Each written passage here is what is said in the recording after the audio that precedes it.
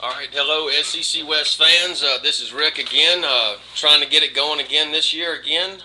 Um, we've got in the West, we pretty much have three games of interest. One game of more interest than any others, but three in particular. We got Alabama and Florida is going to play today. Bama's 8.5 favorite. LSU and Tennessee. LSU is 16.5, and Ole Miss and Kentucky. Ole Miss got a 3-point spot on that game. Well, they're favored over Kentucky.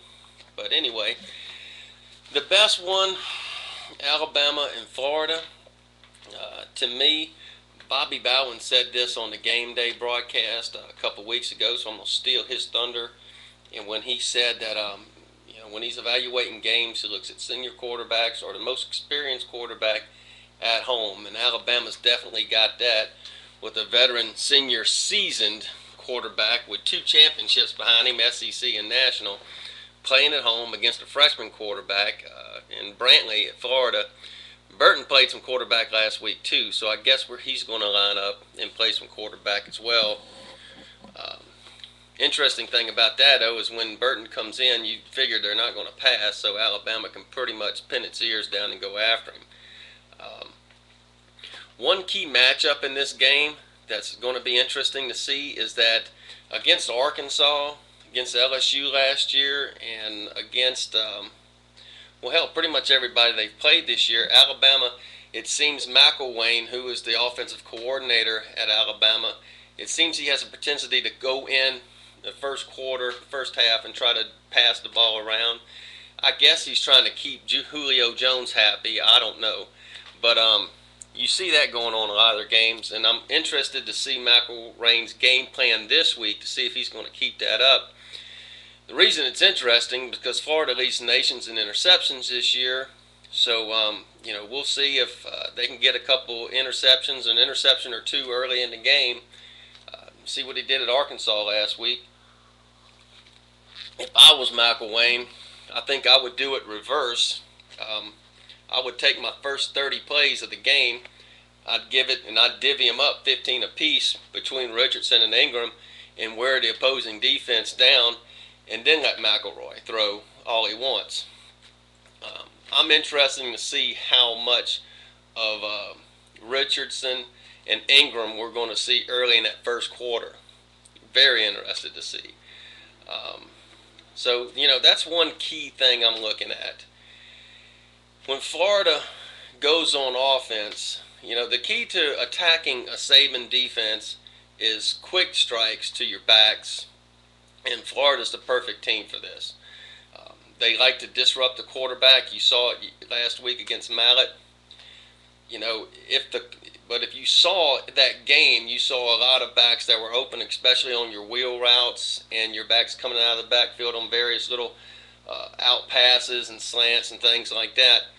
So, that's one thing I'm interested to see is how quick and how early they're going to start getting these backs in the game. Because if they're going to line up and run this crazy read option and all this stuff, I don't think they're going to have success doing that, especially with 2 freshman quarterbacks coming into that stadium that now holds 100,000 people of all things.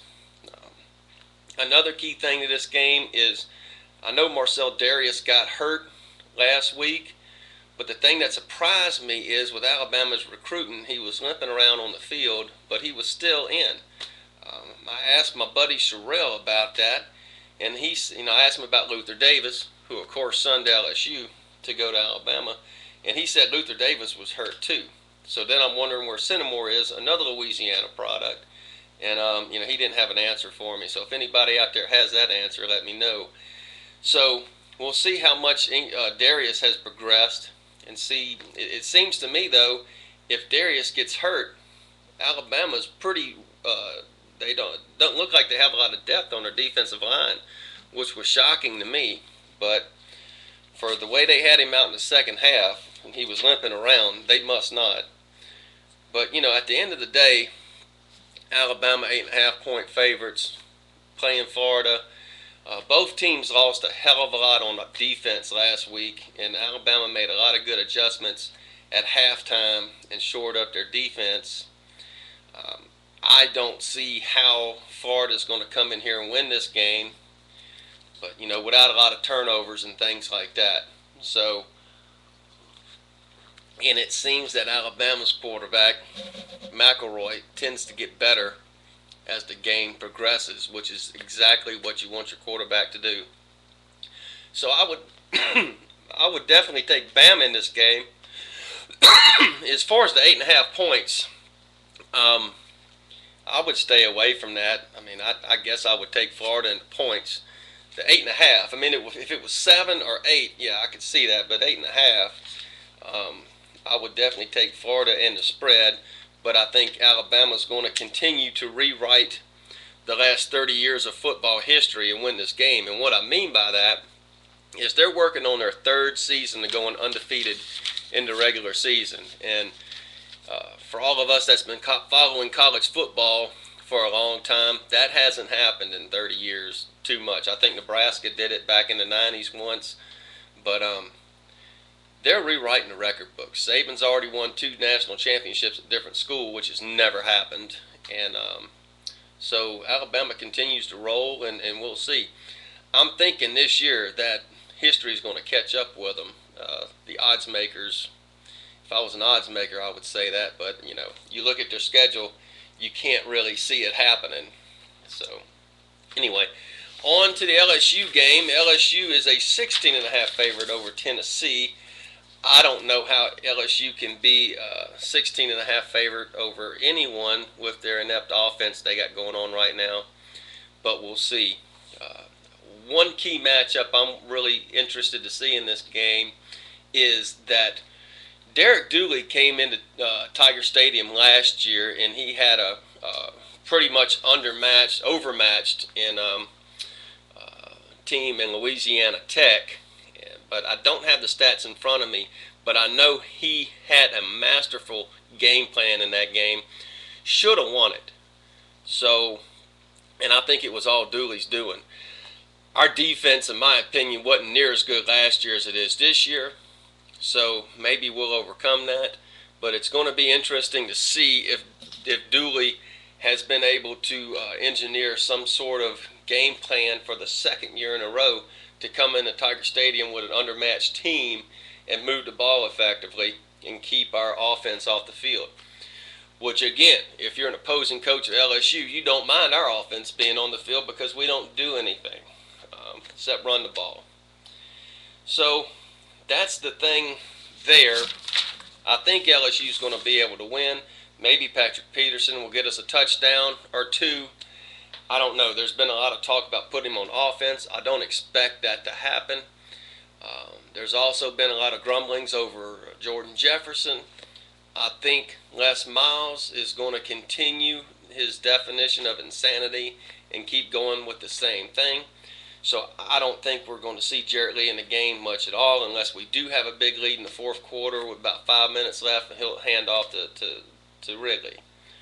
So that's the big thing LSU fans are looking at, is if we're going to see Jarrett Lee, or if Jordan Jefferson can become a productive quarterback. And a lot of my buddies have asked me why we as LSU fans are so enraged at being 4-0. It's because we weren't expecting our defense to be as good as they are now. We really weren't. We've had pretty much 3 or 4 years of not shoddy, but not LSU defense. And we're all thinking if we just had a productive quarterback, any quarterback in the SEC, we'd probably be okay. National championship run, perhaps even. So, on to Ole Miss and Kentucky. The only reason that game is because this is going to be a dogfight. Houston Nutt, again, playing a team he should beat. I'm going to go ahead and say I think Kentucky's going to win this game. But I still say Houston Nutt and Ole Miss and Jeremiah Masoli is either going to beat LSU, Auburn, or Alabama this year. You can book that. But they're not going to beat Kentucky. And I'll go to the bank on that one. So, anyway, hope y'all enjoyed the update. We'll have a good game day today. We'll be on at halftime during the Alabama game, and we're going to have a lot of fun today. Take it easy.